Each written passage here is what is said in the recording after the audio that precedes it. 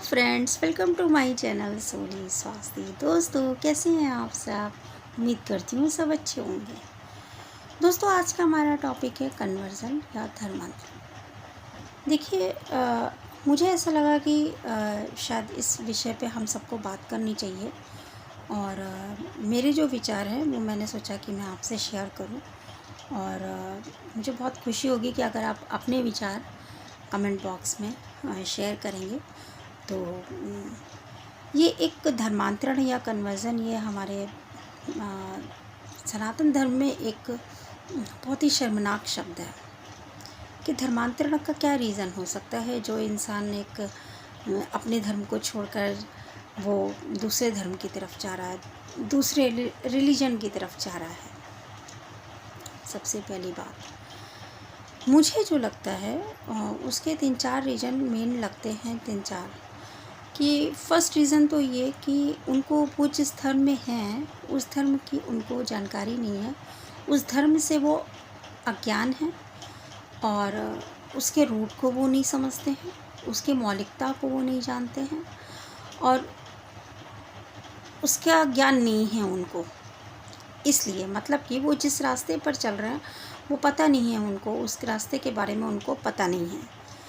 और second reason ये है कि जिस रास्ते को वो पकड़ रहे हैं, एक रास्ता छोड़ के दूसरे रास्ते की तरफ जा रहे हैं, उस रास्ते के बारे में भी उनको नहीं पता है।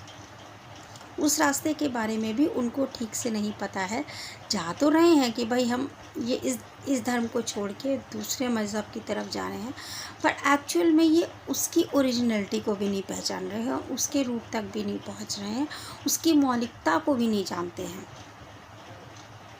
लेकिन फिर भी वो जा रहे हैं, हाँ भाई ये रास्ता नहीं सही तो ये रास्ता, लेकिन वो जानने की कोशिश नहीं कर रहे हैं कि हम इस रास्ते पर चल रहे थे तो ये सही है कि गलत, कि दूसरे रास्ते पे जा रहे हैं तो सही है कि गलत। तीसरा रीज़न ये है कि वो या तो फिर अपने स्वार्थ के लिए जा रहे हैं। किस तरीके के स्वार्थ? अपने सांसारिक कि चलो भाई ठीक है, इस कास्ट में रह के मुझे ये बेनिफिट्स नहीं मिल रहे हैं और इस कास्ट में रह के शायद गवर्नमेंट की तरफ से हमें ये प्रिविलेज मिलेगी, हमारी आने वाली पीढ़ियाँ कुछ इसमें सुख भोग लेंगी और हमारे बच्चे इनको कुछ गवर्नमेंट की तरफ से स्कीम्स हैं, रिजर्वेशंस हैं या कुछ बेनिफिट्स हैं वो मिल जाएंगे। कुछ तो इतने छोटे छोटे स्वार्थ के लिए जा रहे हैं, ठीक है। और चौथा रीज़न ये है कि लोग जो हैं वो ज़बरदस्ती धर्मांतरण करवा रहे हैं।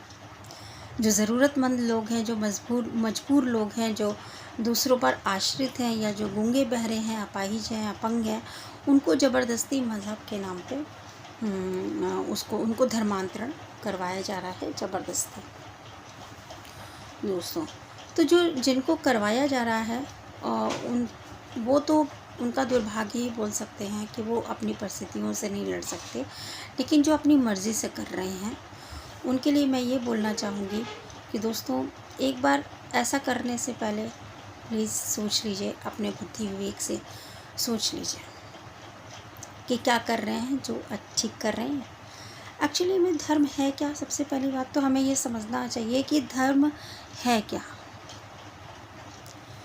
धर्म को हम इंग्लिश में रिलीजन बोलते हैं, तो मैं आपको इसकी इंग्लिश से ही डिफ़ाइन करके बताती हूँ कि रिलीजन क्या है।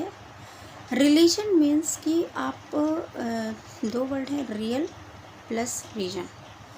तो रियल रीजन, जब इन दोनों स्पेलिंग्स को हम कंबाइन करते हैं तो बनता है रिलीजन। हम अपने वास्तविक क्षेत्र पर, हमारा जो वास्तविक क्षेत्र है, उस क्षेत्र जो वास्तविक क्षेत्र है, जिस जगह पर हम पैदा हुए, जिस जगह पर हमारा जन्म हुआ, जिस जाति में, संप्रदाय में, धर्म में, जिस जन्मभूमि में, जिस देश में हमारा जन्म हुआ, वो हमारा रियल रीजन है, मीन्स वो हमारा रिलीजन है, राइट। और ये जो धर्म का ये कॉन्सेप्ट है कि हाँ भाई हम अपने वास्तविक क्षेत्र पर हैं, जिस धर्म संप्रदाय में हमको ईश्वर ने रखा और जिस धर्म संप्रदाय में हमको गॉड ने भेजा, वही हमारा वास्तविक जगह है, वही उसी से रिलेटेड हमारे कर्तव्य हैं, उसी से रिलेटेड हमारा धर्म है। तो दोस्तों आप ये सोचिए कि अगर हम धर्मांतरण कर रहे हैं, इसका मतलब कि हम ऊपर ईश्वर का, अपने परमात्मा का तिरस्कार कर रहे हैं। हमें जो गॉड गिफ्ट मिली हुई है बाय बर्थ, हम उनका अपमान कर रहे हैं। और जब हम ऊपर जो महासत्ता बैठी है, जो पूरी सृष्टि चला रही है, अगर हम उसका सम्मान नहीं कर सकते, हम उसका अपमान करते हुए कोई काम करेंगे, तो हम क्या उम्मीद करते हैं कि हम जिस समाज में जा रहे हैं उस समाज में हमको बहुत सम्मान मिलेगा?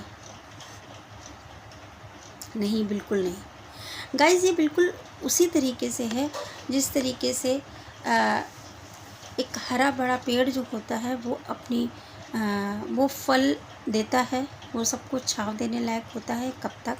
जब तक वो अपनी रूट से जुड़ा रहता है, जब तक वो अपनी रूट से कनेक्ट रहता है, जब तक वो अपनी धरती माँ से जुड़ा रहता है, तब तक ही वो फल देने लायक होता है, तब तक ही वो दूसरों को शेल्टर देने लायक होता है।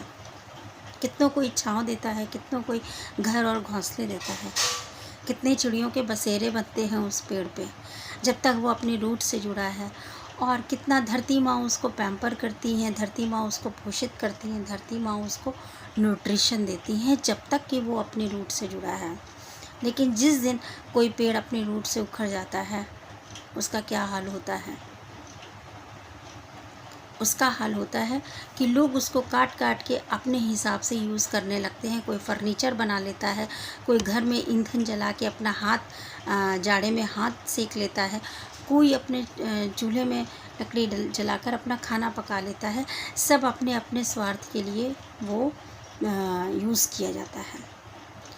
तो जो लोग अपने स्वार्थ के लिए धर्मांतरण कर रहे हैं, ठीक वो अपने रूट से अलग हो रहे हैं, और उनका भी वही हाल होने वाला है कि वो जिस समाज में जा रहे हैं वो दूसरों के स्वार्थ के लिए यूज़ किए जाएंगे।